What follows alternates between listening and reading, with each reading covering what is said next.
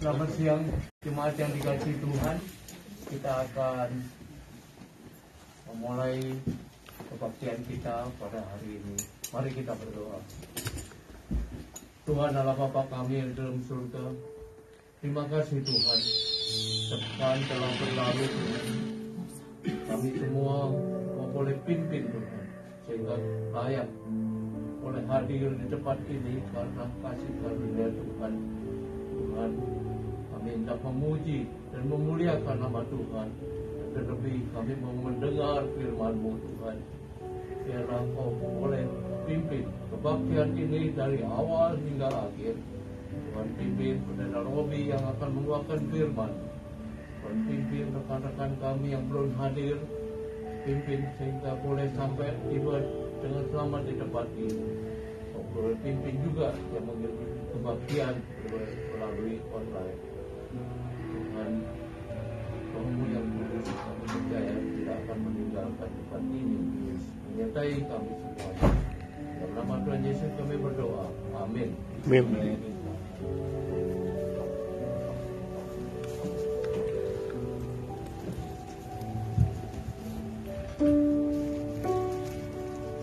Selamat pagi saudara-saudara. Selamat siang ya. Udah siang soalnya.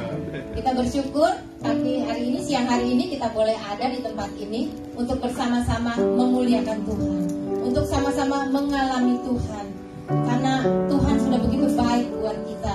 Kemarin dingin ya saudara, hujan satu harian, tapi hari ini Tuhan memberikan cuaca yang bagus supaya kita bisa datang kemari, kita bisa bersama-sama untuk memuji Tuhan, untuk mendengarkan firman Tuhan, untuk sama-sama mengalami Tuhan.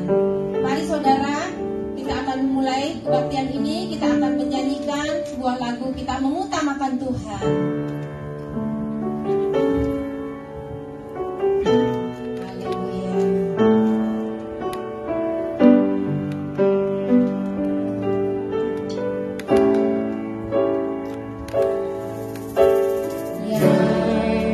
Terutama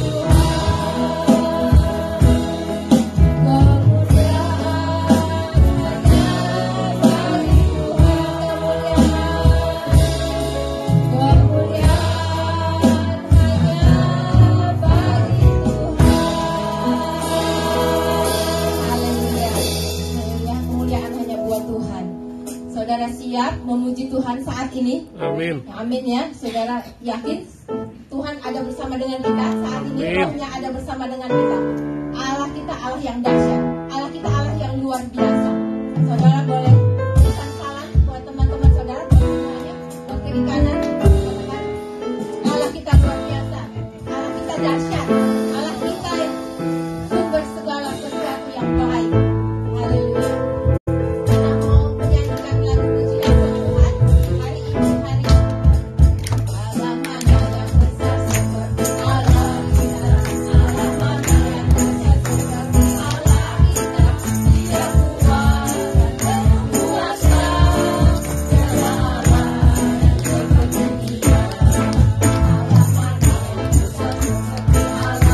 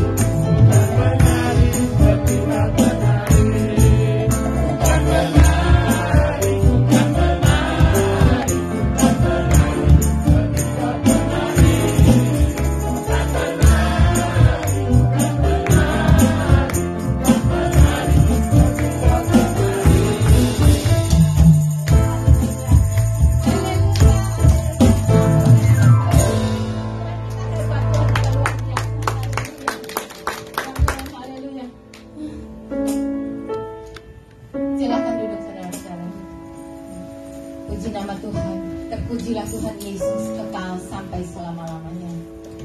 Kita sudah memuji Tuhan, kita sudah menyembah Tuhan. Saya yakin, kita semuanya yakin bahwa Tuhan, Roh Allah sudah ada bersama dengan kita saat ini. Dia akan mengisi hati kita. Maka dari itu saudara, kita akan mengambil bagian seperti yang Maria lakukan. Kita akan dengar firman Tuhan. Kita akan memujikan satu lagu. Kita akan undang hadirat Tuhan. Saya tidak tahu, kita semua tidak tahu persoalan apa yang ada di hati kita semuanya. Tuhan yang tahu. Bawa semuanya di kaki Tuhan. Serahkan semuanya kepada Tuhan. Dia yang akan memberikan kita semuanya kelegaan. Haleluya.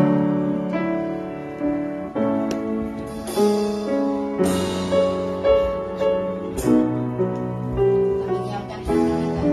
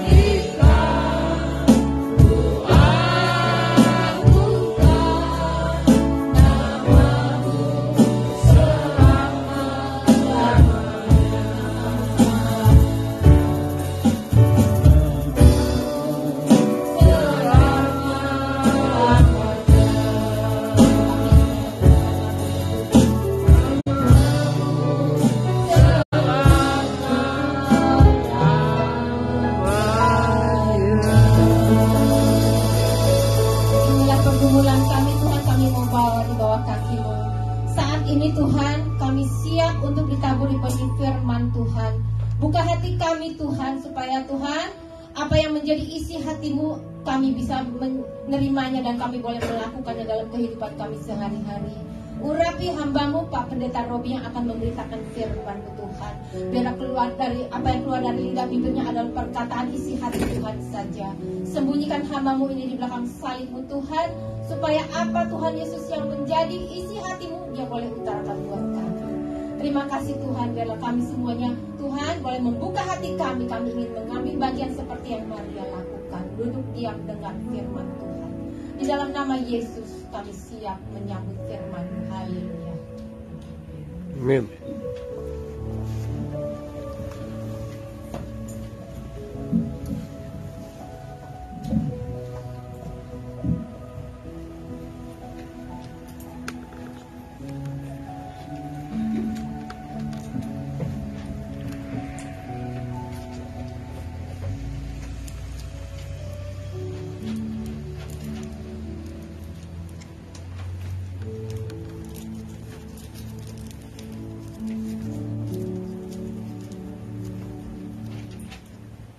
Selamat pagi saudara sekalian, selamat berbakti di dalam nama Tuhan kita Yesus Kristus.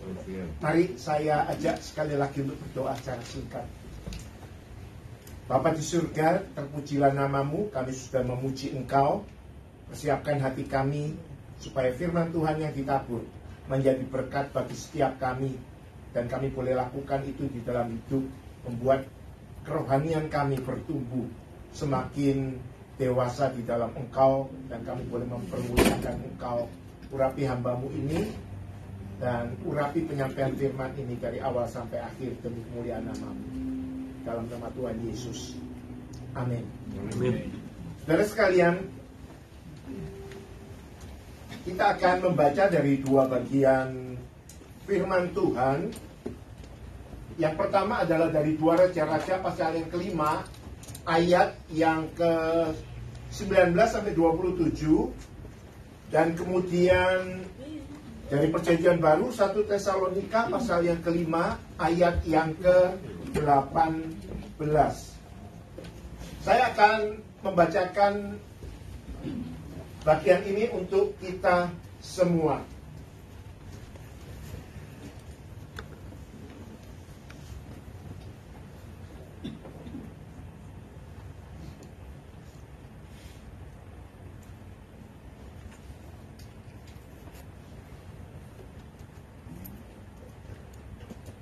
Ya, 2 Raja-Raja pasal yang kelima ayat 19 sampai 27. Saya akan membacakan dalam bahasa Indonesia.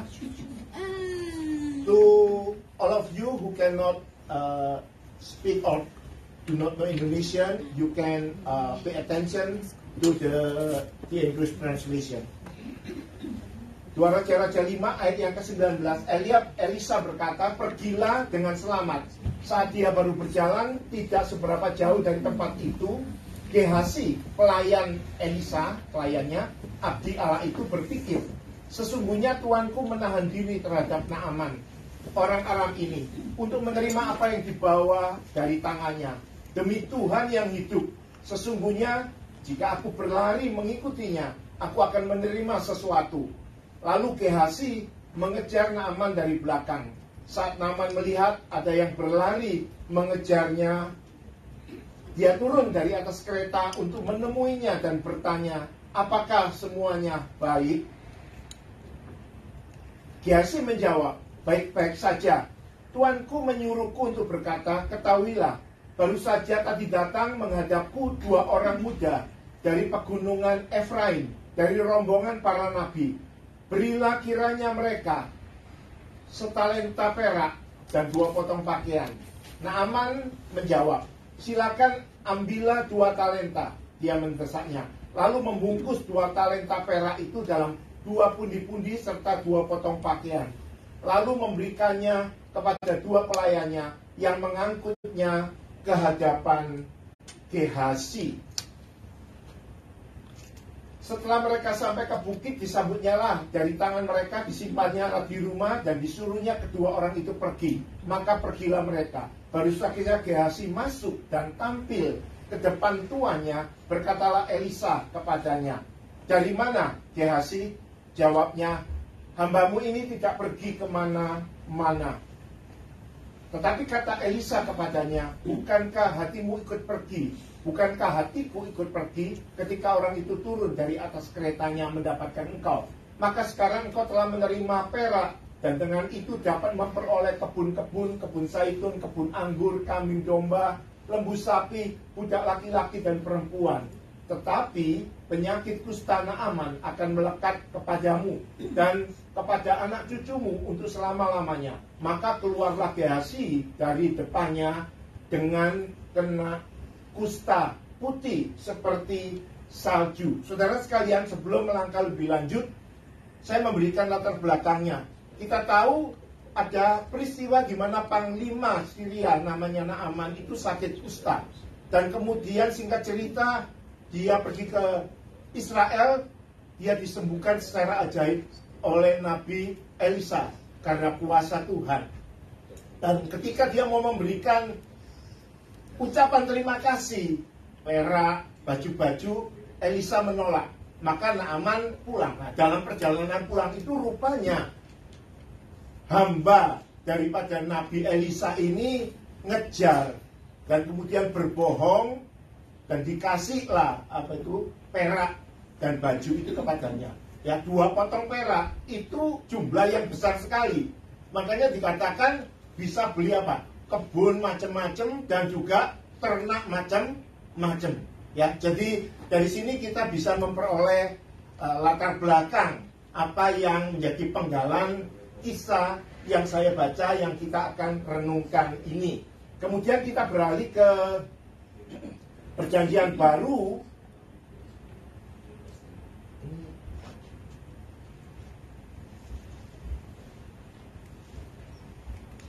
Ini yang punya saya.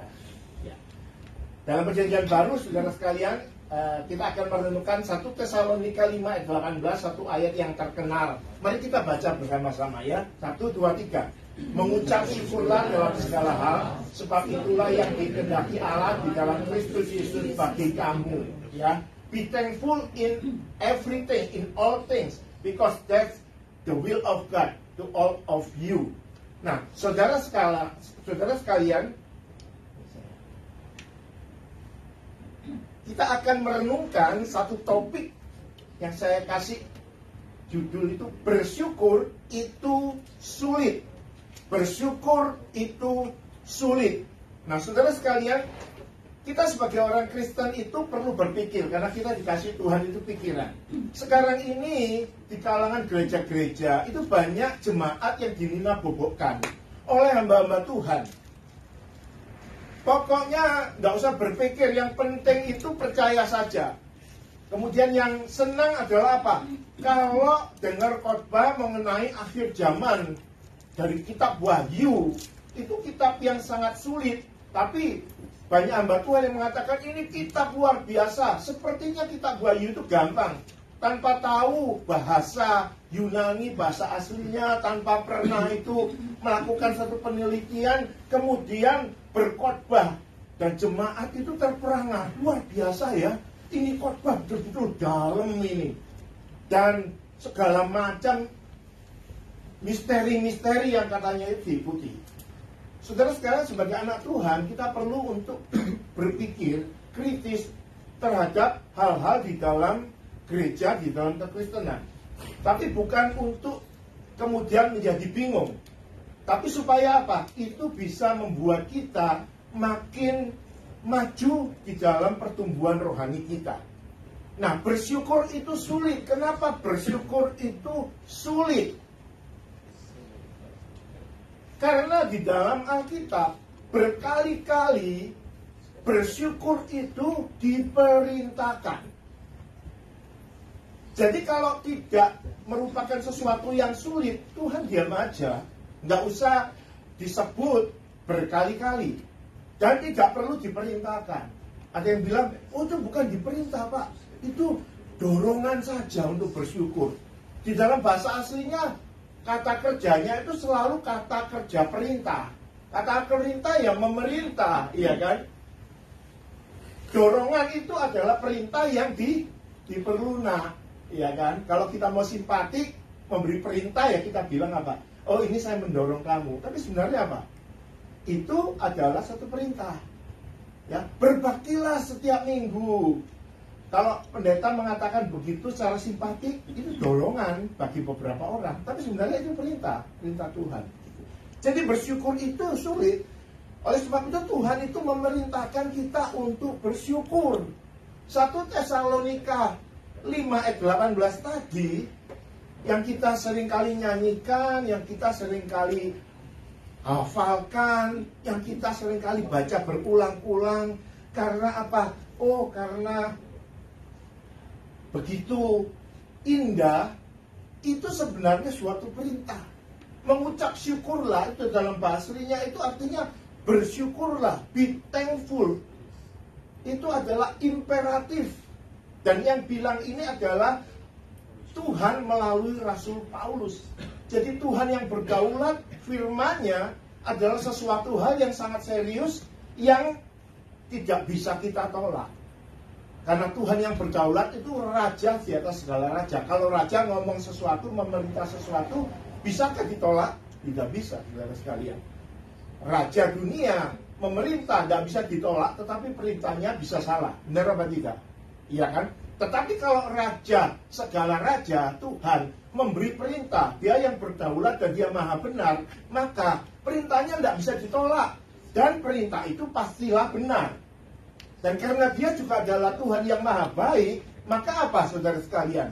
Perintahnya pasti untuk kebaikan kita, saudara dan saya. Ketika kita menolak, tidak patuh, tidak mau taat, siapa yang nanti akan susah? Tuhan nggak susah apa-apa, tapi kitalah yang susah. Jadi saudara sekalian, bersyukur itu sulit. Bersyukur itu tidak mudah. Oleh sebab itu almarhum Billy Graham pernah berkata demikian, tidak ada hal yang dapat lebih cepat mengubah kita menjadi orang yang tidak tahu berterima kasih atau bersyukur daripada hati yang tidak bersyukur.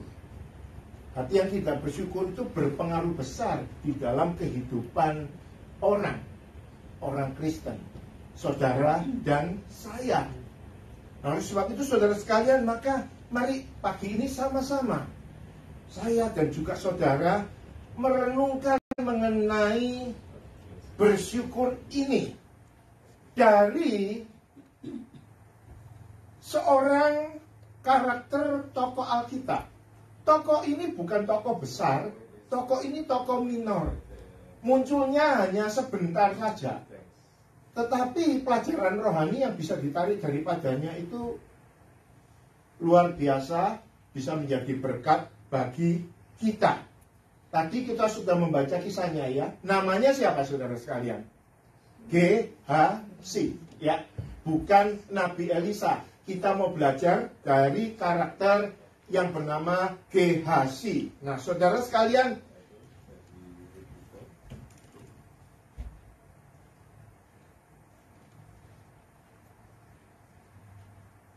Gehazi, ya saudara sekalian ya. Nah, siapa Gehazi ini saudara sekalian? Kalau kita melihat tadi dari cerita yang dibacakan, dikatakan bahwa dia adalah hamba Nabi Elisa. Tentu kemudian di antara kita yang bilang, hamba saja kok, apa istimewanya dia? Nanti dulu, hambanya siapa? Ya kan? Pada waktu itu saudara sekalian, Nabi Elisa ini adalah seorang hamba Tuhan yang penuh kuasa, yang dikenal di mana-mana. Mungkin tidak ada seorang di Israel yang tidak mengenal Nabi ini. Kata-katanya betul-betul beribawa dan diikuti banyak orang. Nubuatan-nubuatannya terjadi. Mujizat-mujizat yang dilakukannya luar biasa, kolosal. Semua orang tahu, semua orang menghormati. Nah, ini itu hambanya Nabi besar. Kalau Elisa itu begitu ditinggikan, kalau kita jadi hambanya Elisa gimana saudara sekalian? Iya kan, ajudannya presiden aja. Bangga kan nggak jadi ajudannya Presiden Jokowi? Nggak mudah loh itu, iya kan? Banyak yang berlomba-lomba mau jadi ajudannya Jokowi, iya kan? Karena jadi ajudannya Jokowi itu jabatan yang basah, saudara sekalian. Benar apa tidak? Kalau saya jadi ajudannya, ngomong sama orang lain nggak ngelihat namanya misalnya Pak Ijo. Tapi ini Pak Ijo ajudannya Jokowi. Kalau main-main sama ini, wah bisa repot. Nah, kayak begitulah Gehazi ini, saudara sekalian. Jadi seorang yang punya kedudukan baik, dan tentunya sebagai nabi yang besar, Nabi Elisa, walaupun dia bukan seorang nabi yang materialistik, habis menyembuhkan Naaman, dikasih uang besar, barang-barang mewah, jubah-jubah yang luar biasa mahalnya, nggak mau, saudara sekalian. Jadi bukan seorang nabi yang mata duitan. Tapi walaupun tidak mata duitan, saudara sekalian, dia hidupnya enak atau enggak? Hidupnya terlantar apa enggak sebagai nabi? Enggak. Dicukupi sama rajanya, dicukupi sama banyak orang yang mencintai dia. Sama seperti pendeta-pendeta besar, saudara sekalian. Yang baik, ya bukan yang tidak baik. Yang baik, hidupnya enak. Bukan karena dia mata duitan, tapi karena dia itu melayani orang. Dan orang itu menyalurkan berkat Tuhan melalui dia. Jadi hamba Elisa ini, Gehazi, kedudukannya baik. Siapa yang menyepelekan dia sebagai hamba yang paling dekat dari nabi besar ini? Jadi hidupnya itu terhormat, dihormati. Dan dia walaupun namanya hamba, tidak kekurangan. Seharusnya dia bersyukur apa enggak? Kalau saya jadi dia, wah saya tentunya akan mensyukuri hidup saya, iya kan?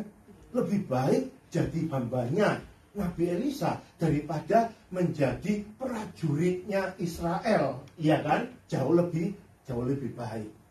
Itu yang pertama. Kemudian saudara sekalian, yang kedua, seorang yang telah menyaksikan berbagai keajaiban Tuhan. Saya tadi sudah sebut, saudara sekalian, Nabi Elisa itu penerus daripada Nabi Elia, itu melakukan mujizat. Boleh dikatakan jauh lebih banyak daripada Nabi Elia. Jadi dia juga nabi besar. Dia pernah memberikan anak kepada seorang wanita yang manggul. Dia bahkan pernah membangkitkan orang mati. Dan banyak hal-hal yang lain. Termasuk apa? Menyembuhkan penyakit kusta Panglima Naaman. Sesuatu yang tidak ada presidennya, tidak pernah terjadi sebelumnya. Dengan cara apa? Disuruh kungkum 7 kali, menyelam 7 kali di sungai Yordan. Kita tahu ceritanya, Panglima Naaman pada mulanya bilang apa? Aduh, di negeriku tuh sungai-sungainya lebih jernih, kenapa disuruh di Yordan? Gitu. Tapi dia akhirnya mau.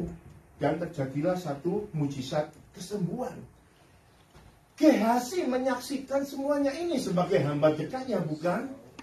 Jadi Gehazi melihat Allah itu luar biasa. Dia melihat mujizat-mujizat. Bayangkan kalau saudara melihat mujizat-mujizat seperti Gehazi. Iman kita malah bertumbuh atau malah turun? Kita malah takut Tuhan, malah hidup suci, atau malah sebaliknya? Kita tentu malah makin, waduh luar biasa Tuhan itu.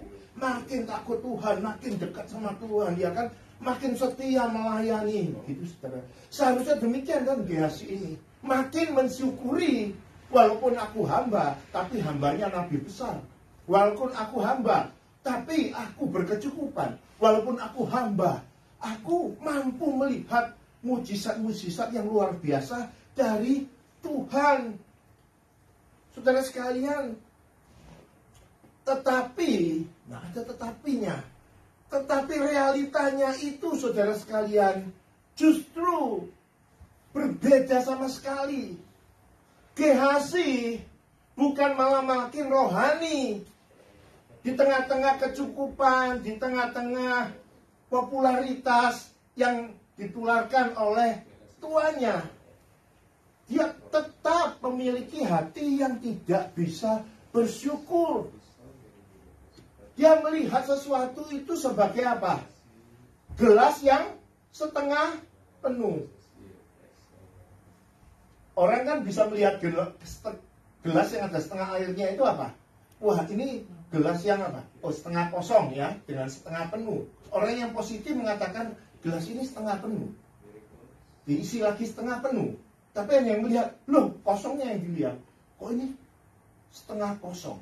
Dia sih melihat kehidupannya itu dari sisi itu. Dia selalu menganggap enough itu a little bit more. Kalau enough a little bit more, artinya apa saudara sekalian? Hidup tidak akan pernah merasa cukup. Inilah hidup yang memasang target, tapi targetnya berjalan. Apa yang terjadi? Kalau kita itu targetnya berjalan, ya kita terus-menerus mengikuti target itu. Inilah dia, saudara sekalian. Sehingga apa? Dia itu gagal berterima kasih. Bagaimana dengan saudara dan saya ketika kita merenungkan hidup kita? Bisakah kita mengucap syukur dengan apa yang sekarang ini kita ada? Dengan pekerjaan yang sekarang ini kita miliki? Dengan pekerjaan yang mungkin kita sekarang ini tidak miliki, tetapi kita masih diberikan kehidupan. Kita masih diberikan keluarga. Oh, saya miskin ini dibanding yang lain. Iya, tapi semiskin-miskinnya kamu di sini, kamu masih lebih baik daripada orang-orang di Afrika atau di negara-negara yang lebih bergumul itu. Jadi ketika kita mengevaluasi diri kita, jangan memperbandingkan dengan orang lain yang di atas. Karena apa? Kita tidak akan bisa mengucap syukur, mensyukuri apa adanya kita. Jadi saudara sekalian, there is no gratitude or grace in Gehazi spirit. Nah ini serius. Oleh sebab itu saudara sekalian, setiap hari kita harus mensyukuri apa yang kita miliki. Bukan apa yang belum atau tidak kita miliki. Sebab apa? Sebab kalau kita melihat apa yang belum aku miliki, kita akan terhalang untuk bisa apa? Mengucap syukur. Kita akan terhalang untuk bisa mematuhi perintah Tuhan di dalam 1 Tesalonika 5 ayat 18 tadi. Dalam segala hal senantiasa apa? Mengucap syukurlah. Jadi saudara sekalian, ini tanda awas bukan hanya bagi jemaat, ini juga tanda awas bagi setiap orang, bagi majelis, bagi hamba Tuhan. Ketika melihat hidup ini tidak dengan hati yang penuh syukur. Saudara, tadi kutipan dari Billy Graham. Ini ada satu kutipan dari putrinya Billy Graham yang namanya Annie Graham Lodge. Masa mudanya kelam, pernah bercerai, rumah tangganya berantakan, walaupun papanya itu seorang penginjil terkenal yang tidak pernah ada masalah, tidak ada kasus di dalam kehidupannya. Tapi akhirnya dia mengenal Tuhan, dia bertobat, dan dia menulis banyak buku, dia dipakai oleh Tuhan. Nah, dia pernah mengatakan demikian, saudara sekalian.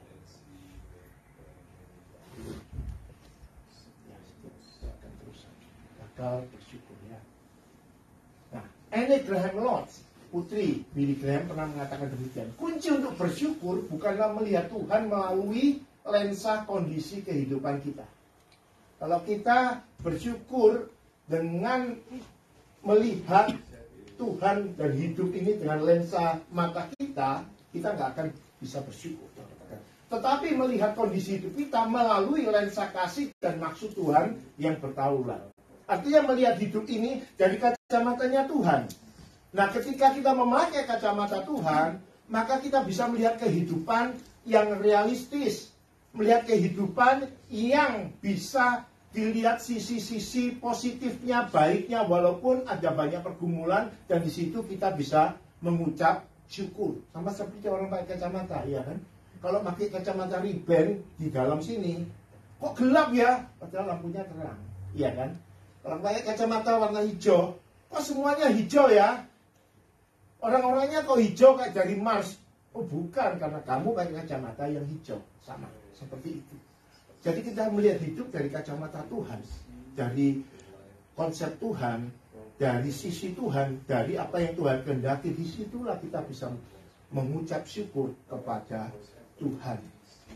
Nah, saudara sekalian, konon ketika ini ada cerita, konon dikatakan konon karena saya tidak bilang ngecek kebenarannya ya, tapi ada di dalam buku-buku. Ketika jutawan masa lalu Andrew Carnegie meninggal, ia mewariskan $1 juta kepada salah seorang keluarganya.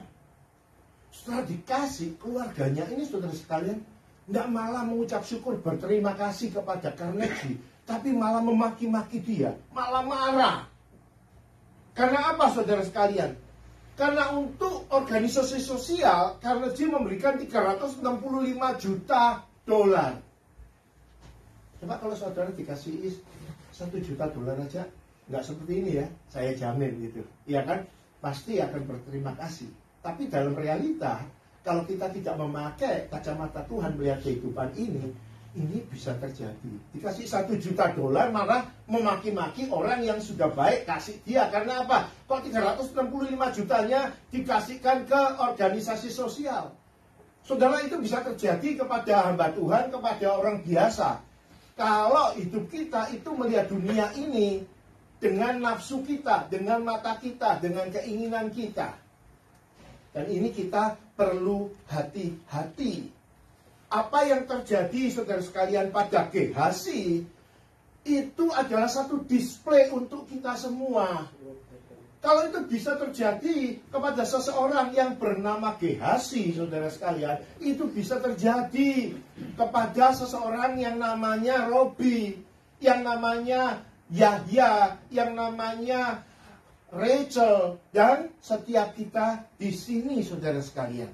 Nah, saudara sekalian, kita perlu hati-hati untuk ini. Nah, dari sini, saudara sekalian, saya akan mengajak kita untuk melihat ciri-ciri mengapa orang bisa seperti Gehazi. Mengapa orang itu bisa tidak tahu berterima kasih, padahal hidupnya sudah mungkin jauh lebih baik dari kita. Ada 3 cirinya, ada banyak, tapi saya pilih ada 3 ciri saja, saudara sekalian. Nah, kita mau merenungkan bersama-sama. 3 ciri-ciri sikap tidak tahu berterima kasih. Yang nomor satu adalah itu berawal dari hati. Saudara sekalian, hati kita ini Alkitab katakan seperti sumber mata air. Kalau tidak dijaga bisa dikotori. Nah, kalau mata air itu kotor, apa yang terjadi dengan sungai-sungai yang ada di bawahnya? Mata air selalu ada di atas ya, kemudian mengalir, begitu kan? Kalau itunya sudah kotor, apa yang terjadi dengan air yang mengalir ke bawah, saudara sekalian? Kotor juga. Makanya Tuhan bilang, jagalah hatimu dengan segala kewaspadaan, karena dari situlah muncul segala macam kejahatan dan lain sebagainya. Jadi, tidak bisa mengucap syukur, itu berasal dari hati. Hati yang lupa, hati yang tidak menyadari, hati yang tidak mengakui Tuhan itu sebagai sang sumber berkat.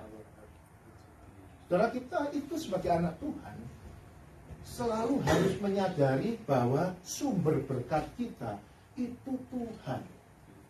Ada orang yang mengatakan, ini uang itu hasil keringatku. Waduh. Hasil daripada aku apa? Membanting keringat, memeras tulang. Saudara sekalian, ketika kita ngomong semacam itu, banyak loh orang Kristen juga ngomong kayak gitu kan. Lu tahu apa ini?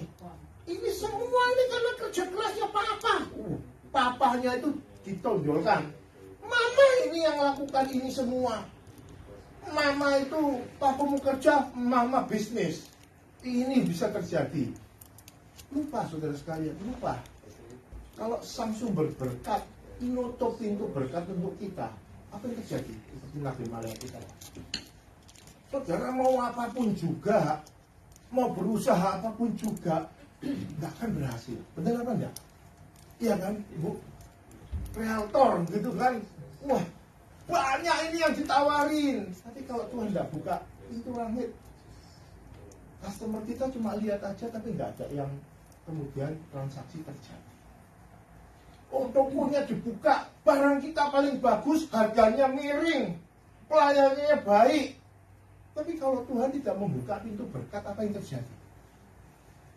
Iya, tidak akan ada orang yang datang. Banyak orang Kristen itu lupa sumber berkat itu Tuhan. Nah, ketika kita menyadari Tuhan sang sumber berkat, itu dari hati kita kan yang mengakuinya. Dan ketika kita itu menyadari itu, saudara-saudara, itu adalah satu sikap yang benar. Ketika orang menyadari bahwa Tuhan itu adalah sang sumber berkat yang maha baik, maka dia bisa belajar untuk mulai mensyukuri apa yang dia miliki. Ketika dalam pergumulan, ketika ada masalah, dia tidak menyalahkan kanan kiri atau yang atas, tapi dia mensyukurinya. Dia tidak seperti bangsa Israel di padang gurun, ya kan? Sudah dilindungi. Siang hari yang panas di padang gurun ada apa? Yang awal. Malam hari yang dingin, seperti tadi dikatakan, kalau di padang gurun itu ekstrim. Malam dinginnya dingin sekali. Ada tiang api, membuat hangat. Nggak perlu buat api unggun loh bangsa Israel itu. Sekian ratus ribu orang itu, saudara sekalian. Kemudian makan juga nggak perlu ada roti mana yang konon dirindukan banyak orang Kristen. Ada kata mana itu turun. Rotinya pasti yang paling enak, lebih enak daripada bakeri yang ada. Sudah ada begitu, masih apa? Gonkusumos, menggerutu. Tidak bisa mengucap syukur. Kok tidak ada dagingnya ya? Kok tidak ada char siu porknya ya? Atau char siu K-nya ya? Tuhan kasih air yang paling enak dan sebagainya dan kalian. Tapi karena hatinya itu tidak melihat Tuhan dan menghormati Tuhan, terus saja. Sudah sampai di depan tanah perjanjian, pengintai dikirim 10 orang, semuanya bilang ini bagus, penuh apa itu namanya anggur dan madunya, iya kan? Kemudian hanya ada raksasanya. Kemudian mulai apa? Tidak melihat bagaimana Tuhan itu dengan keperkasaannya sudah membelah Laut Merah dan melakukan berbagai macam keajaiban. Jadi itu dari hati, saudara sekalian. Oleh sebab itu, jagalah hati kita dengan segala kewaspadaan. Jagalah hati kita kalau kita melihat di Mazmur dengan apa? Dengan dekat sama Tuhan dan dengan memahami firman-Nya.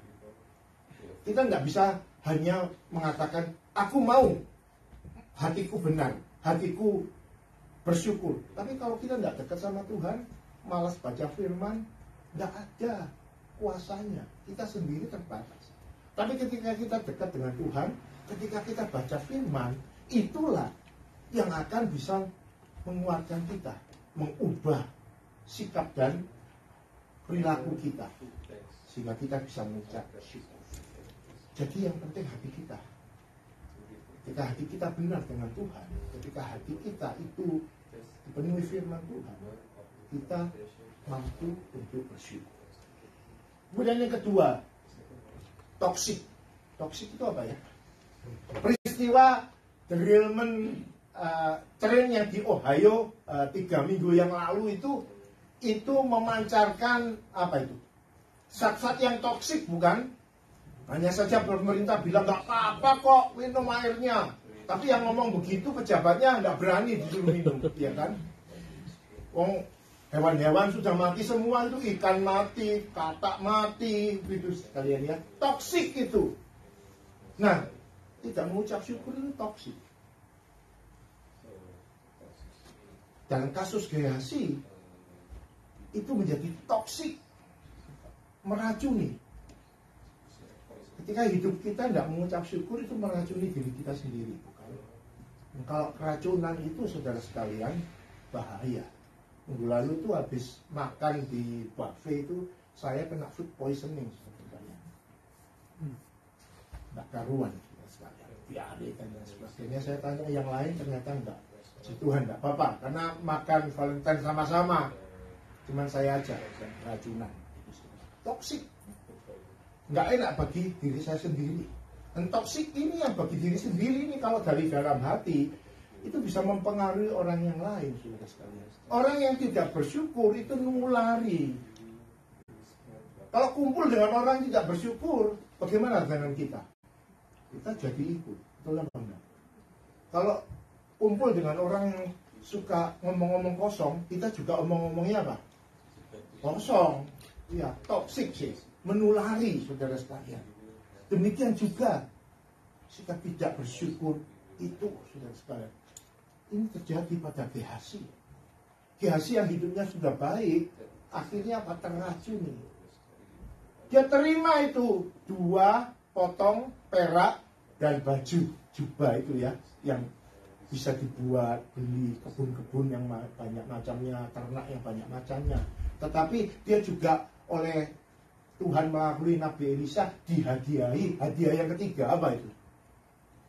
Kusta Naaman juga jatuh pada kamu, dan dia mengalami kusta itu. Apakah artinya kebun-kebun dan uang kalau terkena penyakit kusta? Karena kusta pada waktu itu adalah penyakit yang membuat kita nggak bisa bergaul, nggak bisa beribadah, nggak ada obatnya, dianggap sebagai satu dosa, nggak ada masa depan, nggak ada teman. Lebih parah, saudara sekalian. Jadi apa yang terjadi pada Gehazi itu menular, itu toksik, meracuni diri sendiri. Dan ini adalah peringatan bagi kita. Kalau kita mau memelihara kehidupan yang tidak pernah bersyukur, saudara sekalian, dan tidak mau belajar bersyukur, Gehazi ini adalah satu display yang terbaik dan yang realistis, dan yang sudah terjadi pada banyak orang. Dan yang ketiga, itu karena dia tidak menghormati Tuhan. Dia bekerja menjadi hamba Nabi. Setiap hari berhubungan dengan Tuhan. Setiap hari melihat bagaimana Tuhan itu berbicara melalui Nabi Elisa tuannya. Bagaimana Tuhan melakukan mujizat-mujizat. Seharusnya apa sikapnya terhadap Tuhan? Terperangah, bukan? Bayangkan kalau kita hidup sebagai Gehazi, kita tentu terperangah. Tidak ada di antara kita yang di dalam hati ini ya mengatakan, wah, aku pasti akan jadi seperti Gehazi. Mungkin di antara kita semuanya termasuk saya akan mengatakan apa? Aku tidak akan seperti Gehazi. Bagaimana bisa jadi seperti itu sih? Tidak puas diri dan tidak mengucap syukur. Tapi itu terjadi pada diri Gehazi. Hidup di dalam konteks misalnya dekat dengan Nabi, dekat dengan kemah sembahyang. Saudara sekalian, hati cerita lain. Ada orang yang terus ke gereja, di gereja, tinggal di gereja, belum tentu hatinya dekat sama Tuhan. Benar apa enggak? Jadi kita mesti ingat, supaya apa? Supaya hati kita ini menjadi hati yang dekat sama Tuhan. Tuhan itu adalah Allah yang harus kita hormati. Ketika kita menghormati Allah, kita akan mendengarkan firman-Nya. Kita akan punya kerinduan untuk dekat dengan Dia. Kita akan mau patuh untuk apa yang dilakukan dan dikatakan oleh Dia. Nah, saudara sekalian, inilah yang merupakan satu pintu untuk membuat apa? Hidup kita menjadi satu hidup yang diberkati oleh Tuhan. Dan menjadi satu hidup yang kita bisa belajar untuk mengucap syukur di dalamnya. Saudara, di dalam Alkitab banyak contoh-contoh seperti Gehazi ini. Kita ingat Ananias dan Safira. Iya kan? Ananias dan Safira itu orang kere atau bukan, saudara sekalian, di dalam Kisah Rasul pasal yang kelima? tidak kaya. Dia punya tanah yang bisa dijual. Pada zaman itu, saudara sekalian, banyak orang-orang Kristen itu yang hanya pekerja, yang tidak punya uang. Dia punya tanah yang dijual. Tapi hati yang tidak mengucap syukur membuat dia itu tidak bisa mensyukurinya dan membohongi Tuhan. Mau yang lebih lagi. Dalam perumpamaan Tuhan Yesus, ada orang kaya yang bodoh, yang tidak bisa mensyukuri kelimpahan yang Tuhan berikan kepada dia. Saudara sekalian, ketika kita tidak bersyukur, itu kita tidak menghormati Tuhan. Ketika kita tidak bersyukur, bukan Tuhan, tapi kita lah yang menutup pintu berkat untuk kita. Sehingga kita tidak diberkati dan tidak bisa menjadi berkat bagi orang lain. Firman Tuhan mengatakan, kasih Tuhan itu tak berkesudahan, rahmatnya tak habis-habisnya, setiap baru setiap hari. Jadi apa? Itu adalah alasan yang terkuat untuk kita apa? Mengucap syukur. Kalau ada pergumulan, kalau ada tantangan, kalau ada kegagalan dalam hidup, kalau ada sakit penyakit, itu bukan berarti bahwa Tuhan tidak baik. Karena Roma 8 ayat 28 mengatakan apa? Tuhan itu merangkai segala sesuatu untuk apa? Kebaikan kita. Ada orang ya, sudah umurnya 90 lebih, sakit, minta kesembuhan ilahi. Saudara-saudara bayangkan, ini satu sikap yang tidak mengucap syukur. Bukan sikap yang beriman. Dia sudah dikasih kesempatan hidup 90 tahun, kemudian sakit, mintanya terus disembuhkan. Apa mau hidup sampai 900 tahun? Iya kan? Begitu saudara sekalian. Jadi di dalam gereja itu ada banyak hal-hal yang membuat kita itu tanya-tanya, kok bisa begitu ya? Kalau orang sudah umur segitu sakit, ya bilang sama Tuhan, Tuhan terima kasih dikasih umur panjang. Kalau penyakit ini Engkau sembuhkan, aku mengucap syukur. Kalau tidak, aku bertemu dengan Engkau dan aku apa? Mengucap syukur juga.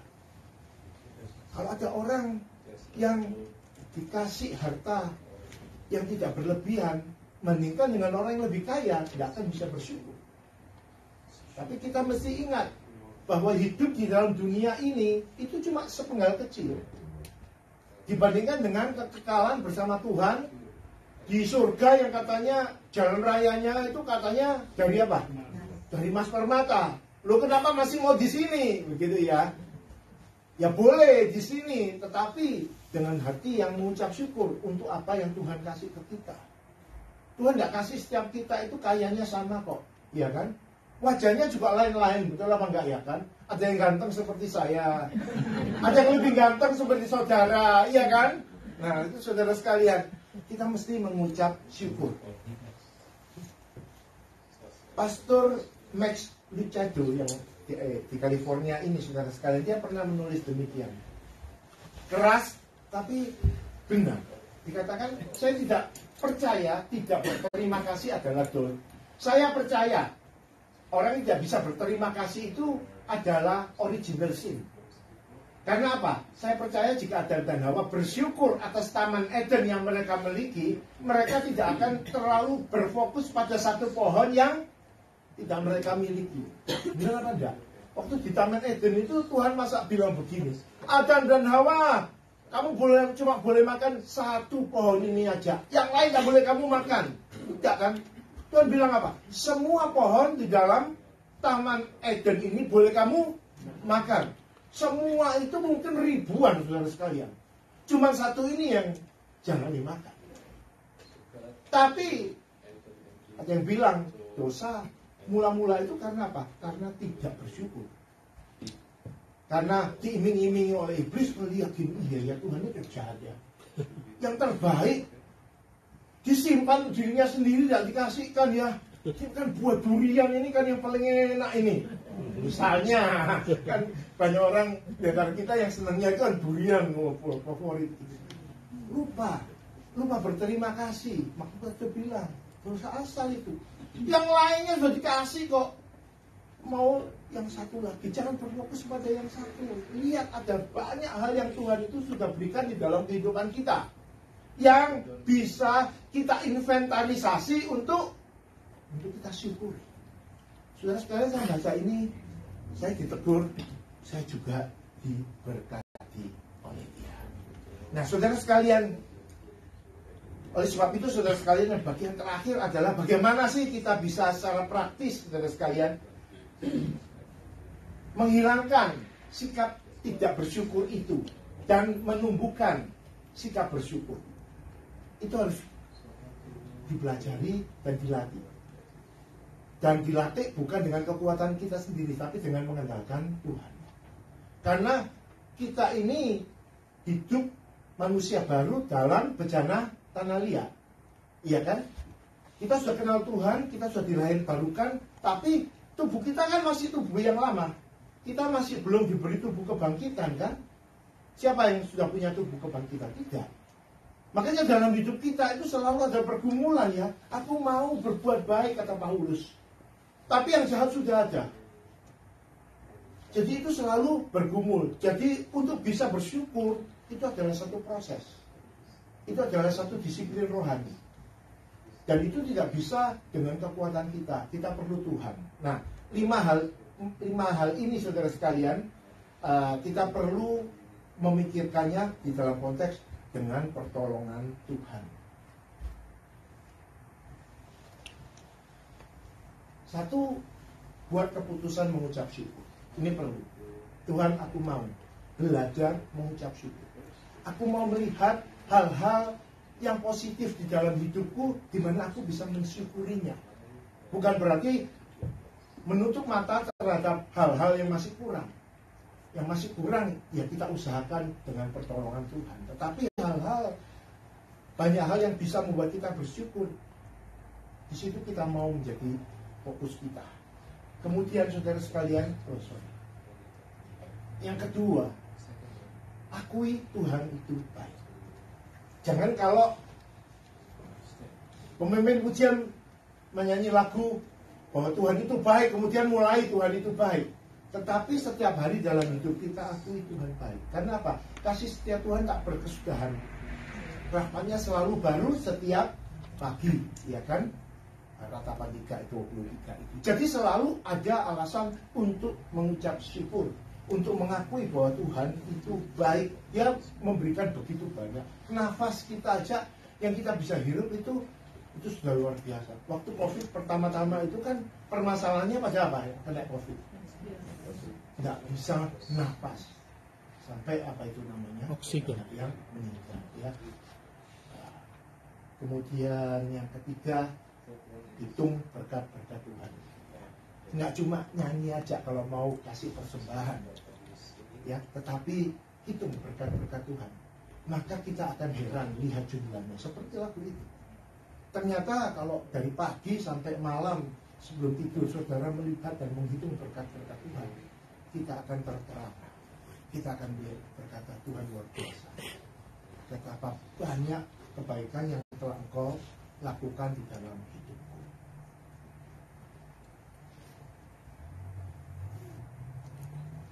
Dan keempat, itu berarti yang keempat, bagikan berkat-berkat Tuhan, ya kan? 3 itu baik, tapi perlu dibagikan. Kalau Tuhan dapat berkat, bagikan berkat itu kepada orang lain. Kalau Tuhan menolong kita, sharekan, misalnya di dalam persekutuan doa atau apa, supaya ada orang-orang yang diberkati. Kalau dapat bonus dari perusahaan, gratification, tapi kasih untuk pekerjaan Tuhan.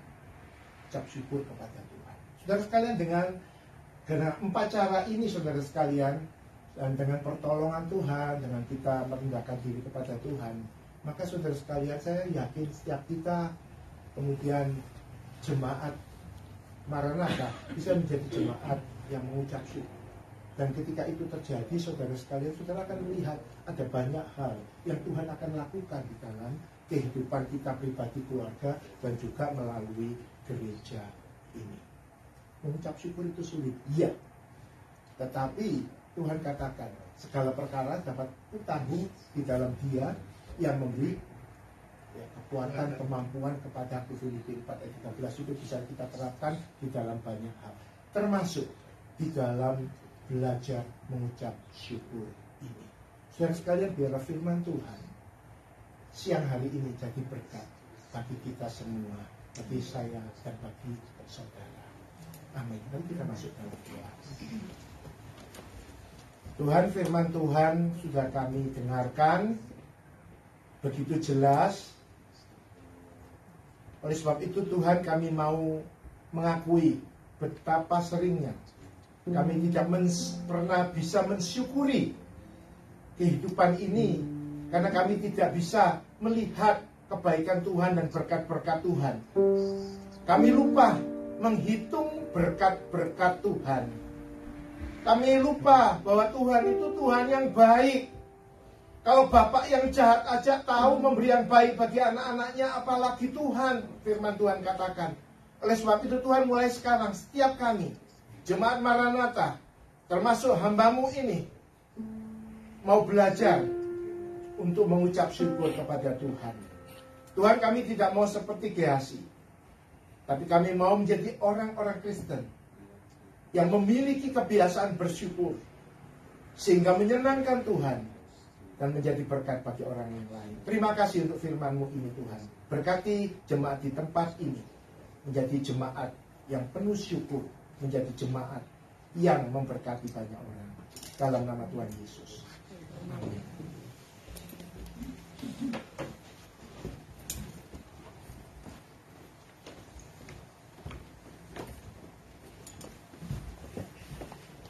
Puji nama Tuhan, satu firman Tuhan yang sangat indah. Mari saudara, kita akan bersama-sama berdoa syafaat bagi semua saudara-saudari kita yang sakit. Kita bersatu dalam doa. Kami mengucap syukur Tuhan kalau kami hari ini sudah mendengarkan firman Tuhan. Tuhan mengingatkan kami kembali untuk kami senantiasa mengucap syukur. Terima kasih Tuhan. Inilah ucapan syukur kami. Baik atau tidak baik keadaannya, Tuhan mengajar kami untuk kami tetap mengucap syukur. Terima kasih Tuhan buat Pastor Robi yang sudah Tuhan pakai, sehingga kami boleh mendengar suara Tuhan, mengingatkan kami kembali. Terima kasih buat kehidupan yang telah Tuhan berikan. Terima kasih buat pekerjaan yang telah Tuhan berikan. Terima kasih buat umur panjang yang sudah Tuhan berikan. Terima kasih kami boleh menjadi anak-anak Tuhan. Berkati Pastor Robi bersama dengan keluarga. Biarlah lewat Pastor Robi yang menjadi perpanjangan tangan Allah, kami boleh mendengar suara-Mu. Saat ini Tuhan, kami bersatu hati. Kami membawa doa untuk Ko Handi. Kami membawa doa untuk Ko Abi, untuk Ko Adrian, untuk Rilai, dan untuk pendeta, Ibu Pendeta Maleaki yang saat ini ada di rumah sakit. Dan kami juga berdoa untuk kesembuhan Ko Andreas. Tuhan, kami percaya bahwa darah Yesus sanggup memulihkan. Darah Yesus yang tercurah di Golgota sudah memulihkan. Kami bersyukur Tuhan, Engkau hadir, Engkau menyembuhkan. Kami juga berdoa Tuhan untuk kesempurnaan Cik Liani, untuk Ibu Aimin. Kami percaya Tuhan bahwa pemulihan demi pemulihan Tuhan memberikan, sehingga suatu hari nanti kami boleh bersama-sama memuliakan, menjadi kesaksian dalam hidup kami bahwa Tuhan Allah yang menyembuhkan. Terima kasih Tuhan. Kami juga berdoa untuk senior kami. Di sini ada Tante Olga, di sini ada Ibu Yuliana, ada Ibu Hana, ada Tante Trace, Tante Christina, Pak Sugianto, Ci Iing, Ibu Yeti, Ci Helen. Kami berdoa Tuhan, biarlah semakin panjang umur mereka, mereka boleh semakin setia dan boleh menjadi Tuhan cermin bagi kami. Semangat mereka Tuhan, para senior ini boleh menjadikan gambaran bagi kami yang masih muda-muda untuk kami tetap setia di dalam Tuhan. Kami mengucap syukur Tuhan. Kami juga mendoakan Amerika di mana kaki kami menginjakkan saat ini. Tangan Tuhan memberkati. Kami juga berdoa untuk Ukraine. Kami berdoa untuk Rusia. Kami berdoa untuk Turki. Kami berdoa untuk Syria. Shalom bagi dunia. Salam damai sejahtera bagi seluruh dunia. Terima kasih Tuhan. Kami juga berdoa buat jemaat Maranatha yang saat ini onsite dan online. Kami berdoa buat rumah tangga kami Tuhan. Engkau memberkati. Terlebih lagi Tuhan, kami berdoa untuk jemaat yang baru. Kami sungguh bersyukur Engkau mengirim Harry, Engkau mengirim juga Tuhan Janet di tempat ini. Biarlah kedua anakmu ini Tuhan boleh menerima Engkau secara pribadi dan boleh bertumbuh imannya Tuhan lewat Roh Kudus-Mu. Terpujilah namamu Tuhan. Inilah doa dan ucapan syukur kami Kau sempurnakan di dalam nama Tuhan Yesus. Haleluya. Amin.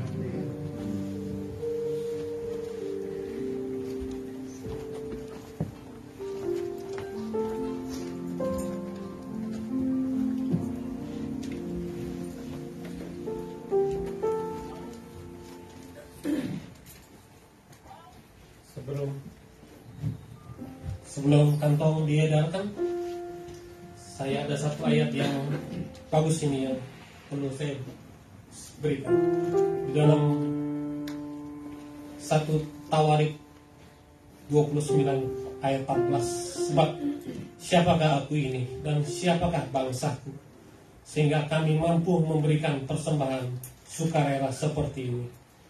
Sebab dari mana mulalah segala-galanya, dari tanganmu lah sendirilah persembahan yang kami berikan kepadamu.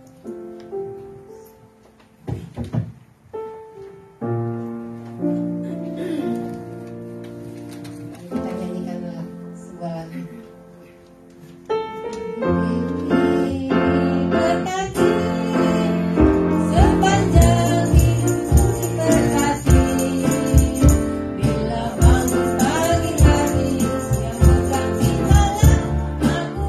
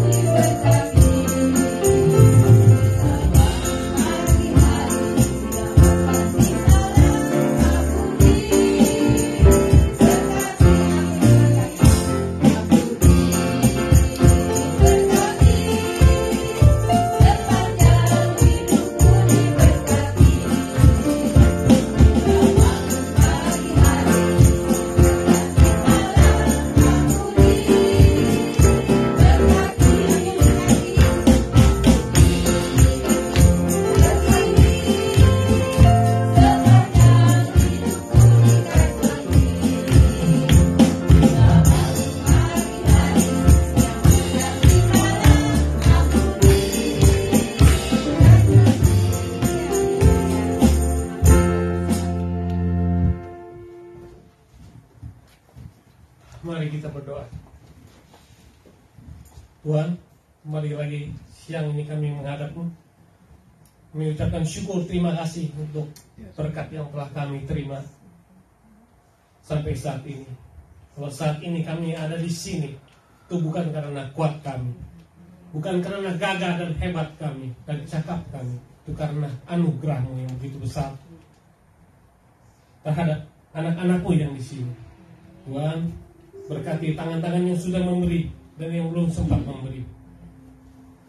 Dan berkatilah kelola persembahan ini untuk memperbesar kerajaan-Mu di sini. Terima kasih Bapa.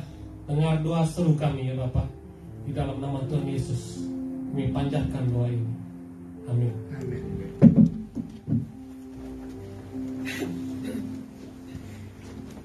Shalom, salam damai semua. Welcome Debbie and siapa? Sorry, Joseph. huh? Josephine, oh, sorry, ya, welcome, selamat datang. Dan minggu depan firman Tuhan akan disampaikan oleh Pastor Jonas dan akan ada komunian. Dan juga setiap Jumat kita tetap mengadakan persekutuan doa jam 8 malam. Kita undang semua untuk bersama-sama persekutuan doa, dan terima kasih untuk para pemusik juga yang jauh-jauh dari datang. Terima kasih atas pelayanannya. Dan mari kita nyanyikan lagu penutup sebelum sesi.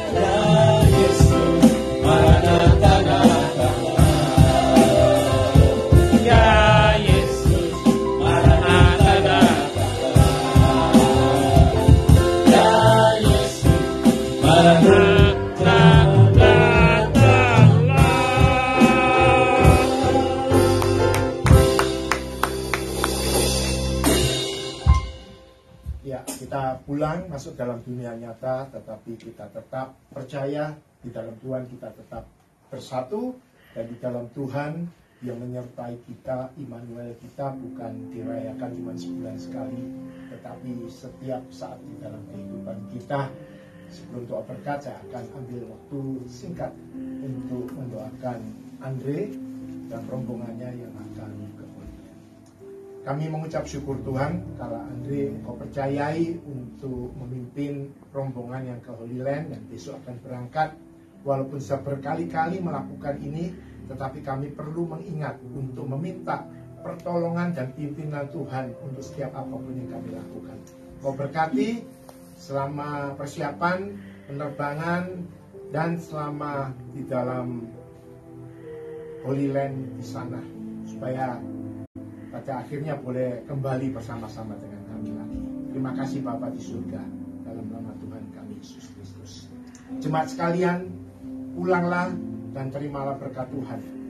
Kasih karunia Tuhan kita Yesus Kristus, kasih Allah Bapa yang sempurna di dalam persekutuan Allah Roh Kudus Tritunggal yang agung, menyertai kita di sini hari ini dan dimanapun juga sampai Tuhan Yesus datang untuk yang kedua kalinya, di dalam nama Allah Bapa, Allah Putra, dan Allah Roh Kudus. Amin. Amin. Silakan duduk, Tuhan memberkati.